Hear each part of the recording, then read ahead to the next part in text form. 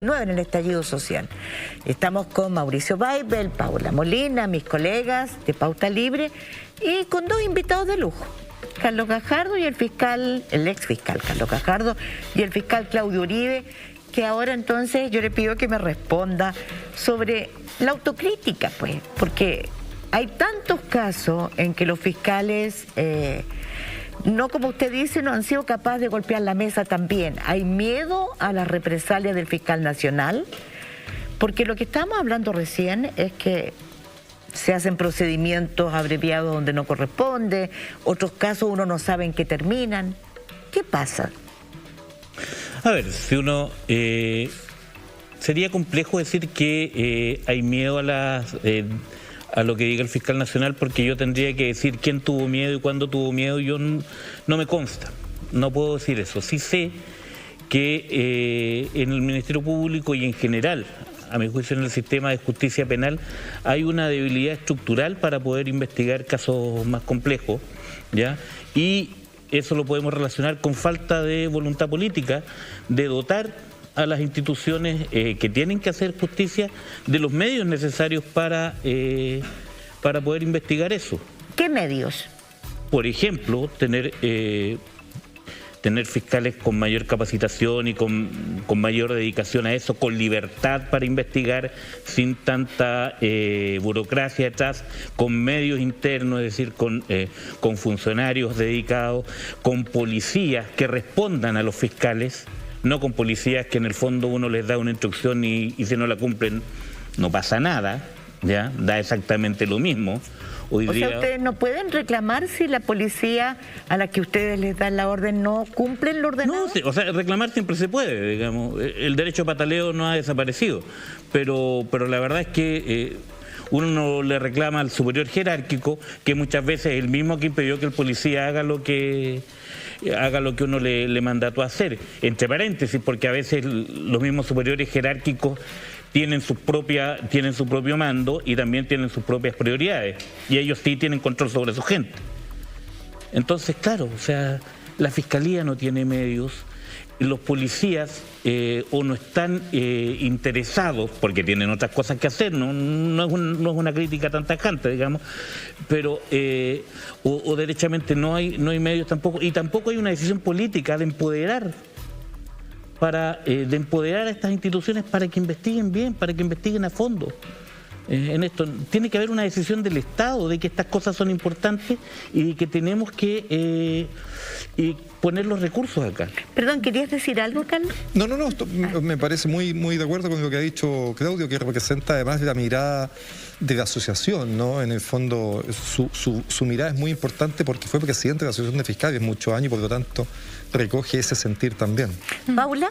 Sí, me gustaría preguntarle al fiscal Claudio Uribe cuando él plantea varias veces que la lógica de funcionamiento del Ministerio Público es de evitar el conflicto con los otros poderes o el sistema político. Usted dijo de tratar de llevar la fiesta en paz. Pero sabemos que mientras se ha ido extendiendo esa forma de funcionamiento, y particularmente en relación a delitos de corrupción, pero también de colusión y otros, lo que se iba formando en Chile era esta sensación de indignidad, ¿no es cierto?, de una justicia que es de un corte para unos y de otro corte para otros. Y se fue juntando rabia en la sociedad chilena, ¿no? No hay que tener miedo de decir que lo que hay en muchos y amplios sectores de la población de Chile es rabia.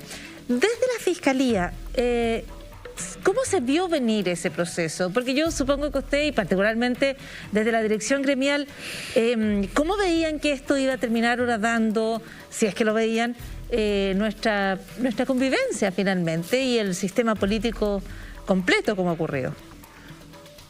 Vamos por partes. Yo diría que esta crítica que yo hago es más bien desde del tinte, del matiz que le da a la Fiscalía Nacional. ¿Ya? Es la dirección que viene desde ahí. Que efectivamente tenemos un sistema de justicia que tiende al clasismo, ya es una cuestión innegable, que, ojo, no es solo propio de nuestro sistema. Yo diría que es una crítica que le podemos hacer en general a los sistemas de justicia, por lo menos del mundo occidental, que son los que uno conoce. Pero ya, en Chile es una crítica evidente y es una cuestión que está ahí. Yo sinceramente tengo que ser bien autocrítico en eso, yo no sé si lo vimos venir. Yo no sé si vimos venir que se estaba acumulando una rabia tan grande. Probablemente en muchos de nosotros había frustración por lo que estaba pasando, se sentía que no se avanzaba lo suficiente, quienes de repente tomábamos un poquito más de distancia para mirar el proceso, veíamos que lo que es evidente, es decir, que en la medida que tú tienes recursos para afrontar un proceso penal, tienes mucho más posibilidades de éxito en el mismo que si no los tienes, digamos. O sea, sí, teníamos eso. Yo diría que sinceramente había algunos que detectábamos eso, pero toda la rabia que venía acumulada detrás por muchos factores, entre otros el sistema de justicia, yo no lo vi venir por lo menos, y siento que mucha gente tampoco. Bueno, ciertamente muchísima gente no percibió, no veía lo que se venía gestando en Chile. Y a propósito de lo mismo, Carlos Gajardo, una de las instituciones en las cuales las personas día a día, de la que más dependen, de la que sienten más cercanía, es de los municipios. Y lo que estamos viendo, particularmente en el caso de Viña del Mar, es que llega una nueva autoridad que dice, tras una larga gestión de la exalcaldesa, que aquí hay señales de irregularidades, señales de desfalcos, hay procesos allí en curso. Y tú te vas a sumar a esa... Crimen organizado. Sí, crimen organizado. Muchas gracias, Mónica.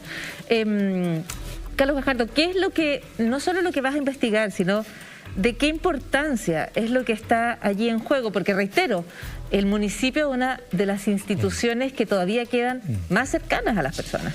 Es de las instituciones más cercanas, Paula, pero también es de las instituciones donde también la corrupción ha hecho un trabajo permanente de horadar lo que ha sucedido ahí, y yo creo que tampoco hemos tenido la capacidad de eso, trabajarlo bien. Y pongo un ejemplo donde ha habido un avance notable, ¿no? Que es el caso de la comuna de San Ramón, donde fíjense que la labor periodística de alguna manera fue mucho más rápida, más eficiente que lo que hizo la Fiscalía, que ya el 2017 mostraba muchas señales de irregularidades delictivas, ¿no? La Fiscalía afortunadamente accionó y hoy día, 2021, pudo dar un golpe importante ahí, pero llama la atención igual la lentitud que tienen los procedimientos. Algo de eso uno puede pensar también en lo que está pasando en Viña del Mar, porque en Viña del Mar ya tenemos una sentencia judicial de un órgano jurisdiccional, el Tribunal Calificador de Elecciones, el TRICEL, que ha dicho que en Viña del Mar, y es una sentencia ejecutoriada, hubo por parte de la alcaldesa un notable abandono de deberes. Y eso es una sentencia muy potente, ¿no? Decir que lo que tú tenías que hacer lo abandonaste de una manera notable, a partir de una déficit en el presupuesto de más de 20.000 millones de pesos en la municipalidad y de 12.000 millones de pesos en la corporación municipal. Eso como hechos ya a estas alturas asentados. Informe de Contraloría por una parte y Tribunal Calificador de Elecciones. Y entonces efectivamente creo yo que los sistemas donde existe muy poco control, desgraciadamente por la naturaleza humana, terminan provocando ambientes en que la corrupción florece. Acá tuvimos 16 años en que una autoridad no tuvo contrapeso, en parte porque sus altas votaciones le permitían también tener consejos comunales en que también tenía amplias mayorías, y eso le daba amplias formas de actuar. La nueva administración que ha llegado, bueno, obviamente ha comenzado este proceso de revisión. Y yo diría que en el apoyo que nosotros como abogados estamos dando, es muy importante lograr generar un ambiente de confianza en la ciudadanía para provocar que la información que se tiene se entregue. Porque la corrupción, claro, ocurre en ambientes de oscuridad, pero siempre hay gente que sabe, siempre personas conocen de cómo se dieron los hechos. Lo señalaban recién respecto de Fuente Alba, ¿no? A Fuente Alba todos lo vieron pasear en sus autos de circulitos, y por eso le llamaban el Señor de los Anillos. Todos conocían los lugares donde vivía, las vacaciones que tenía, y eso no era compatible sin duda con los ingresos que tiene un funcionario público aún de su alto nivel. Bueno, esa situación es exactamente extrapolable acá.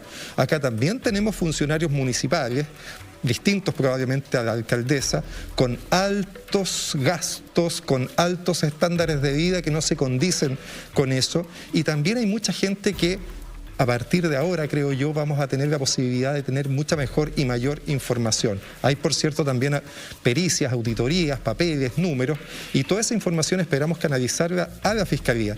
La justicia, por cierto, está al debe, las labores investigativas de la Fiscalía están al debe en estos temas, pero lo que no podemos hacer es perder la esperanza, ¿no? A pesar de lo que estamos hablando, yo sigo manteniendo la esperanza que los nuevos aires que soplan en el país, los nuevos aires de transparencia, de probidad, de no tolerar estas situaciones, de ser mucho más crítico en el juicio a las autoridades cuando no cumplen sus funciones, nos permitan tener muchos mejores resultados en esta investigación que estamos iniciando.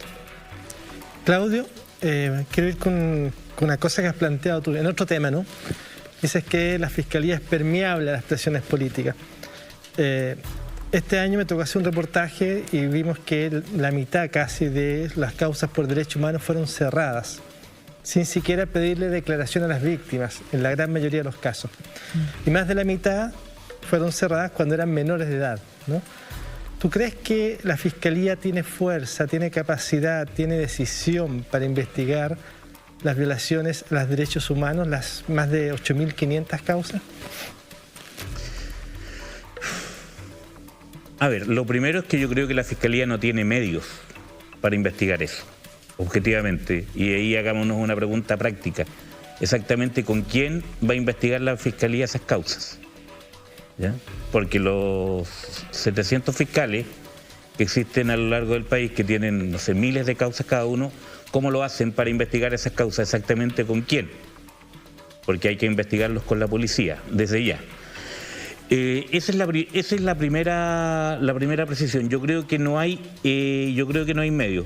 Yo creo que los fiscales, como funcionarios públicos, tienen la voluntad de investigar todo lo que puedan esas causas, ¿ya? Pero te vas a encontrar efectivamente con una carencia de medios probatorios importantes, que si más encima no tienes apoyo para trabajarlas, te entras a una situación donde no hay cómo avanzar ahí, ¿ya? Entonces, claro, es lo que, por lo menos desde mi postura, es lo que vengo diciendo hace rato. Es decir, estas cosas requieren voluntad política, requieren dotar de medios, requieren dotar de infraestructura. Ahí recién veamos si hay voluntad política para avanzar. Cuando tengas medios para trabajar. Hoy día no los tienes. Okay. Yo si pudiera hacer un complemento a lo que dice Claudio, que comparto absolutamente, solo agregar que también hay temas de gestión en que la Fiscalía está fallando, diría yo, de manera relevante, y eso, por cierto, es responsabilidad de sus altas autoridades, de nuevo, ¿no? La manera en que tú distribuyes el trabajo, el apoyo que le das a los fiscales hoy día es mínimo y se están privilegiando trabajos más concentrados en equipos de tramitación más masiva, y esto tiene que ver fundamentalmente con una pregunta clave, que es resorte absoluto del fiscal nacional. Esto es resorte absoluto del fiscal nacional. ¿Qué causas tengo yo como prioridad para investigar y qué causas no? Y en el caso de lo que ha sucedido en el último año con la pandemia y con las violaciones de los derechos humanos, es bien sintomático lo siguiente. La Fiscalía le ha dado una prioridad inusitada, a mi juicio, y equivocada, a las causas por infracción al artículo 318, por la infracción a la cuarentena, infracción al toque de queda. Más de 100.000 causas se tramitan en la Fiscalía y yo diría que se han tramitado relativamente bien. ¿Qué ha dicho la Corte Suprema primero y el Tribunal Constitucional después? Que básicamente esas conductas no son constitutivas de delito, que la ley, que el artículo 318 no sirve para perseguir esas conductas. Y hoy día la Fiscalía se está teniendo que dar una voltereta para desestimar todas las causas que empezó y que con entusiasmo acusó. Esos mismos esfuerzos, energías, obviamente que tú haces en esas causas, no las destinas a otras que son más importantes. Entonces, claro, faltan medios, faltan recursos, pero faltan también porque mucha parte de los recursos los estás utilizando en causas donde no deberías tener tanto interés, tanto esfuerzo. Y te pongo otro ejemplo semejante, los hurtos en los supermercados. La Fiscalía está llena de ese tipo de causas que, está bien, se comete un delito donde básicamente se protege un interés específico de un grupo de empresas que probablemente podrían tramitarse de una manera mejor, y eso permitiría favorecer estas otras causas que a mí me parece son mucho más importantes. A mí me parece un escándalo que en las causas de violación a los derechos humanos haya tan poco avance, salvo, por cierto, en causas emblemáticas donde ha habido un avance importante. El caso de Gustavo Gatica, donde yo soy querellante, el caso de Fabiola Campillay, en que se ha hecho un esfuerzo importante por la Fiscalía, pero en el grueso de las investigaciones, como bien señalas tú, Mauricio, desgraciadamente el avance de las causas es muy insuficiente, y yo creo que parte de esa responsabilidad tiene que ver con que los recursos materiales de la Fiscalía están destinados a causas que no deberían tener tanta importancia.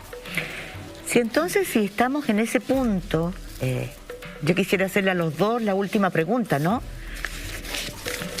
Pensando en que abrigamos la esperanza de que esto se acabe, de que esto termine, de que pongamos coto a la impunidad, porque de eso se trata. Terminar con esta cultura de la impunidad que corroe la fe pública. Por ejemplo, digamos que el financiamiento ilegal de la política no está conceptualizado como un delito, empezando por eso. Y ese es el delito mayor, se lo procesa, se lo investiga como un delito tributario. ¿Cómo es posible, Claudio, que la Asociación de Fiscales hasta este minuto no haya planteado una propuesta concreta pensando en la gestión, en la falta de medios, en que la ciudadanía pueda ver realmente a qué se debe que todos estos voladores de luces de que digan que vamos a investigar los casos de derechos humanos, vamos a llegar hasta las últimas consecuencias, no son más que eso, es decir, los cambios que se requiere hacer? Y usted también, Carlos Gajardo, ¿qué se requiere en lo urgente? Porque esto no es para mañana, es para ahora. A ver, yo creo que Carlos da en el clavo con lo que dijo recién en algo que es bien relevante. Efectivamente, uno desde la asociación, desde lo gremial reclamaba siempre y reclama siempre por la falta de medios. Pero vivimos en un país de recursos limitados, donde no siempre van a estar todos los medios, y lo importante es cómo uno focaliza los medios y hacia dónde atiende, y qué es lo que quiere y qué es lo que debe investigar.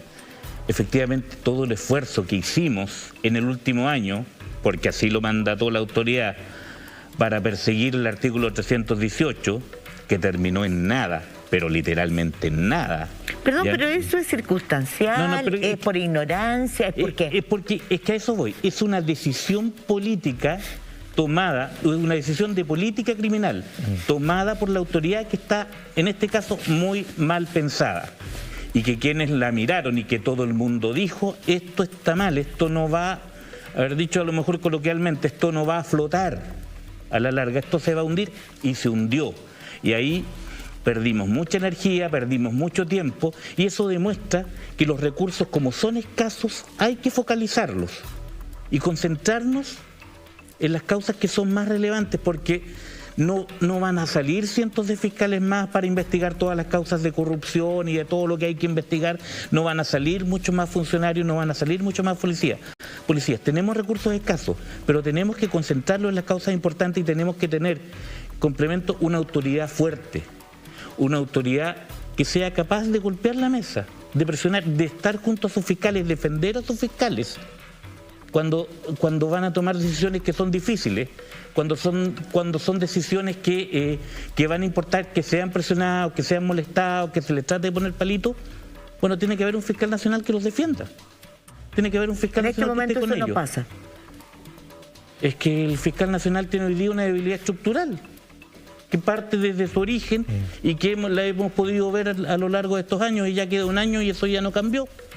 Así que en ese sentido, claramente, creo yo, la solución va por mejorar la política criminal y por tener una autoridad nacional empoderada de su rol. Usted decía recientemente, en la última, hace poquito, de que este intercambio entre el Servicio de Impuestos Internos y el Ministerio Público era nada, ¿no? Bueno, de hecho, el Fernando Barraza, director del Servicio de Impuestos Internos, fue ubicado ahí por el segundo gobierno de Michelle Bachelet, cuando desmanteló y sacó a Michel Llorrat y al subdirector, que estaban realmente con la convicción de que querían llegar hasta las últimas consecuencias en el financiamiento ilegal de la política con SQM y las demás empresas. ¿Qué se puede hacer ahora ya para que las autoridades, las fiscalías tengan más poder, tengan más medios, el fiscal nacional sea electo de otra manera? Bueno, estamos en el momento clave para eso. Yo creo que hay un consenso transversal en la ciudadanía, que es lo importante, y ese consenso se va traspasando, diría yo, a la clase política que tiene que subirse a esta ola, ¿no?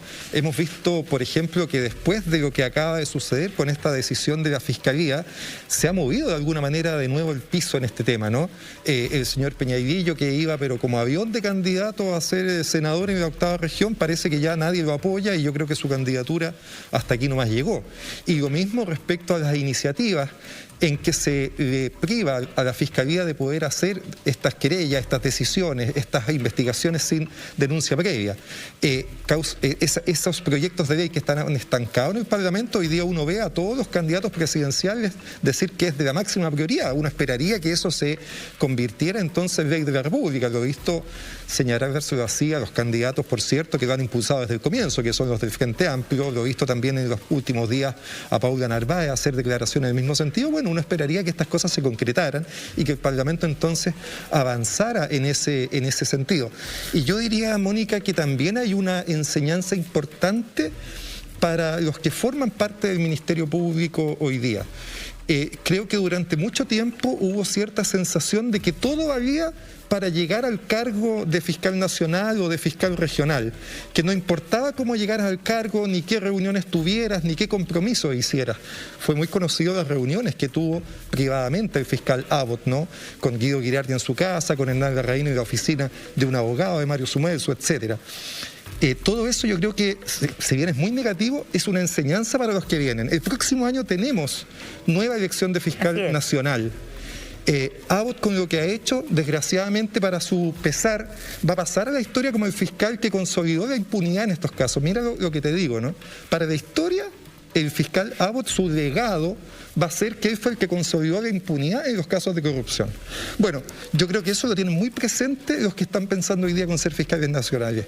Y tengo la esperanza, y abrigo esa esperanza, de que vamos a tener probablemente personas que van a llegar a encabezar estas instituciones. Lo mismo creo que va a suceder en el Servicio de Impuestos Internos, con nuevos bríos y con mucha mayor conciencia de que el cargo es prestado, es para cumplir una función y no es simplemente para llegar a él a cualquier costo. Yo creo que todo esto también es una enseñanza para el sistema.